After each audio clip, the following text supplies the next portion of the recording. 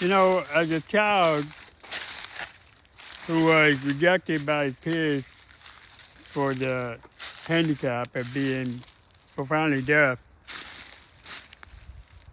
um, people were disconnected from one another because of television. And when they came together, they talked about the programming, the stuff that they got off television. So I could not really interact with my peers, so they didn't accept me.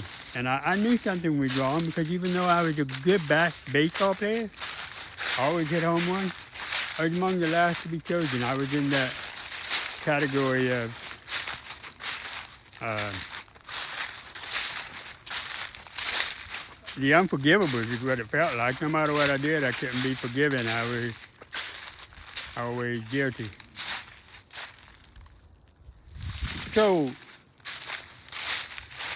I sought peace in the silence. We discovered nature. Took every chance I could to roam in the forest. The more untouched, the better. I could feel the presence of God. I could hear him in the whispers between the trees.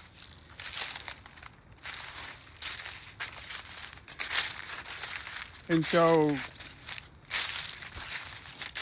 we find what we seek. I never thought wealth, I thought more of the same. Beauty in nature.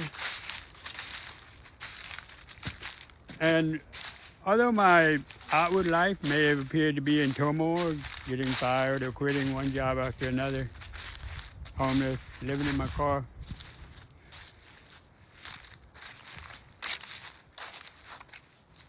I ended up with the experience of exposure to the larger world, the one outside of politics and religion and society. This is where it began, it's where it all goes back to. This is called nature for a reason. It is entirely natural. Unlike civilization and, the disease of civilization is the concept of progress. We're going to improve on nature. Nature did not provide us with nice houses, so we're going to improve and build some. Nature did not provide us with whatever we can imagine. But actually, nature provided us with everything.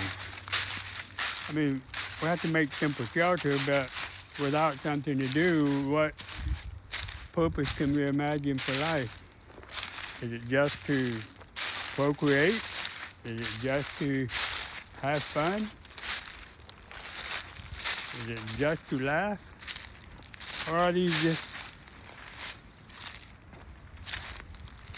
parts of it? And if we live a life full of things, full of stuff, no matter how nice, no matter how shiny, no matter how fast, no matter how envied,